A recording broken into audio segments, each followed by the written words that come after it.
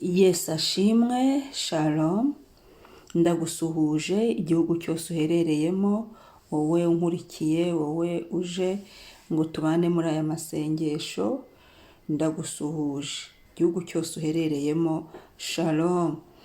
Karibu rero dusenge, njyewe uri kumva kuri mikoro ndi Mama Ebenezer, turatangiye.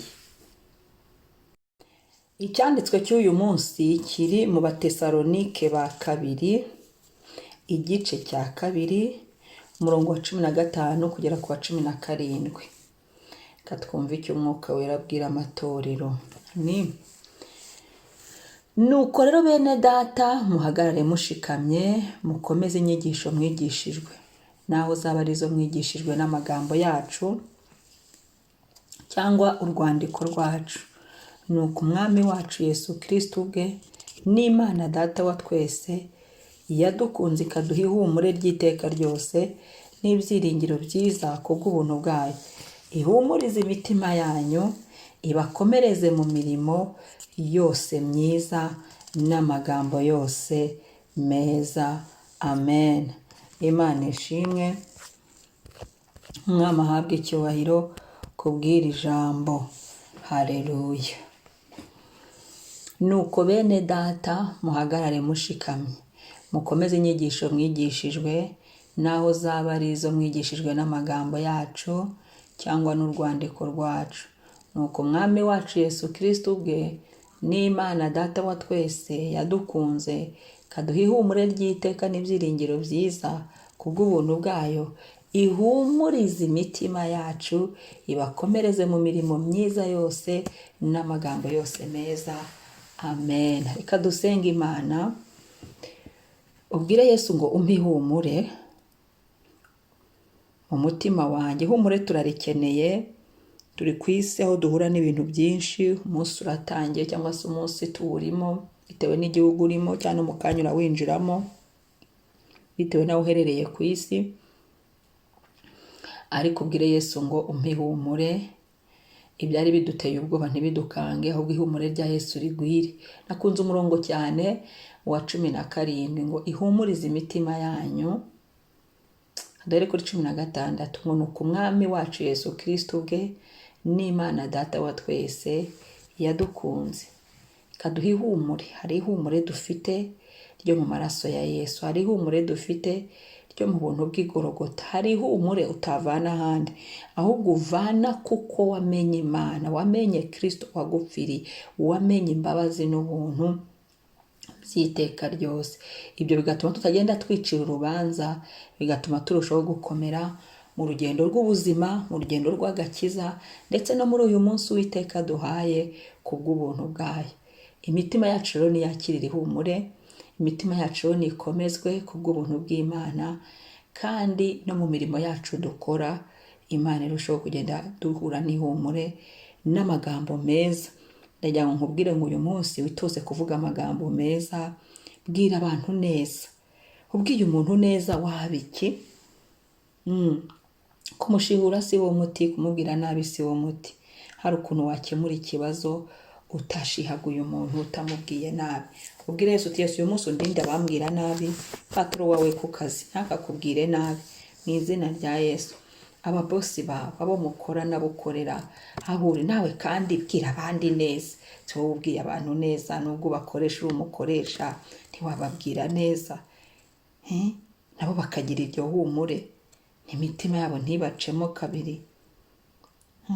Ako kazi bakagakora banezerewe, bakagenda bafite ihumure banaseka. Turi no mu gihe cya Noheli, ntahari ihumure wazana. Nubwo ari umukozi, ari umuboyi ugukora cyangwa se ari umukozi wawe, hari akagifti wamuha ka Noheli ukamubwira ati Noheli nziza. Akagira iryo humure akavuga ati yo, wa mubosi nkorera burya yafashe bya bintu nkunakoze.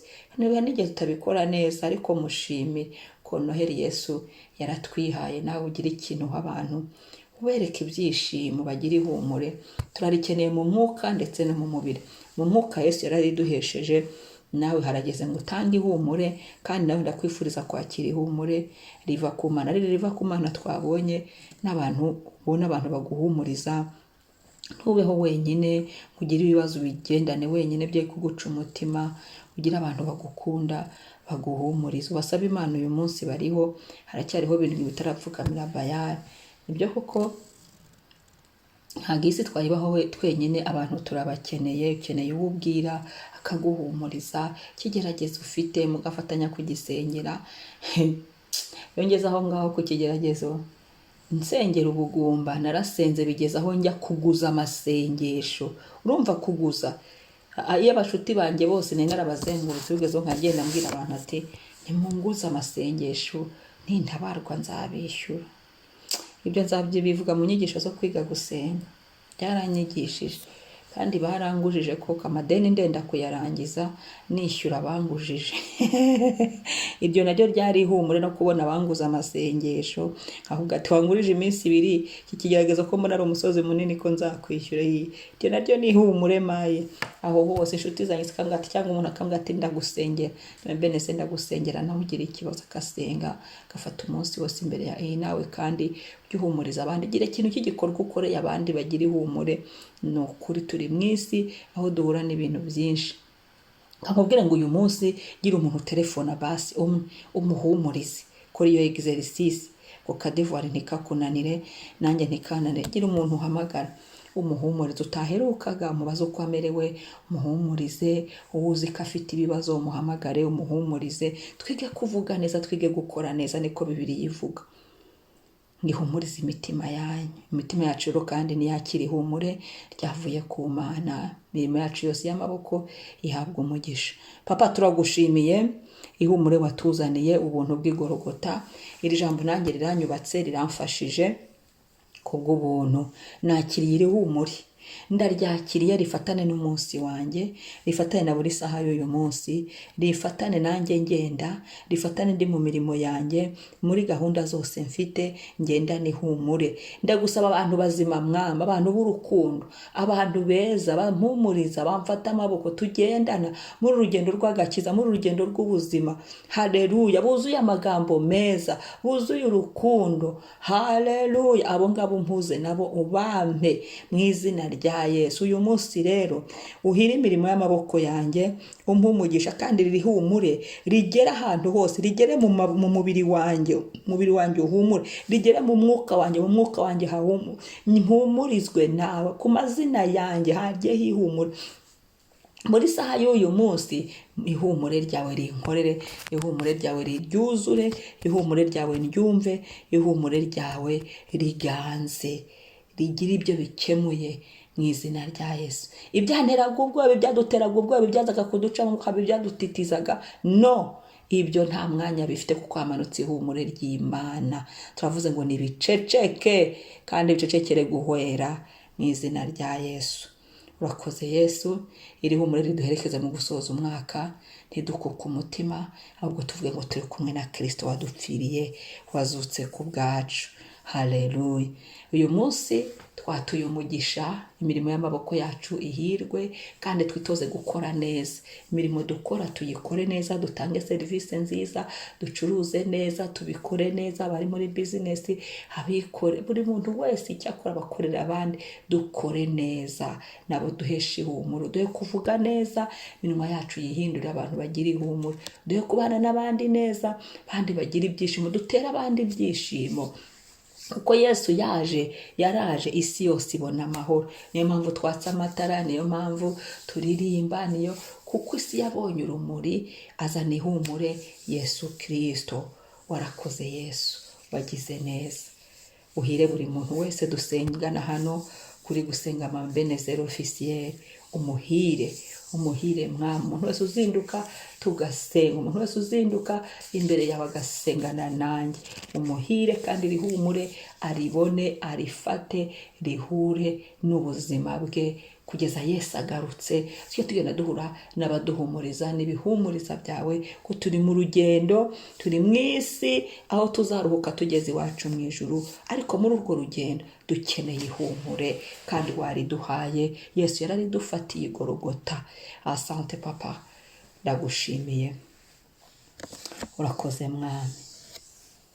Turipfutse n'amaraso ya Yesu, kandi rihumure ryacu ririndwe, ntagire ikinyeganyeza imitima yacu. ngihumurize imitima yacu, ibakomeze twakiriye iri humure. Umutima wanjye humura kuko Kristo yakuzaniye ihumure. Ngikomeze imirimo yanyu yose myiza. Yes, imirimo yanjye yikomeze, umpe ubwenge bwo gukora neza, n'amagambo yose meza. Gumya unyuzuzemo amagambo meza yo gufasha abantu bawe, yo gufasha abana bawe, yo gufasha ubwoko bwawe. Umuntu wese nawe kandi dusengana hano ndabimusengeye kugira ngo umutima we nuhumure mu izina rya Yesu Kristo. Komeza imirimo y'amaboko ye, abadafite akazi ubaha akazi. Twatuye akazi, tanga imirimo mwami, abantu babona akazi. Kandi mwami uzuza amagambo meza mu kanwa k'abantu. Turanze iminwa mibi, iminwa ivumana, iminwa y'ibibi, ibyo byose ifungwe, ahubwo abantu bahindura indimi, bige kuvuga neza, bige kuvuga ibyiza mu izina rya Yesu. Urakoze Yesu. Amen. Amen. Shalom. Shalom.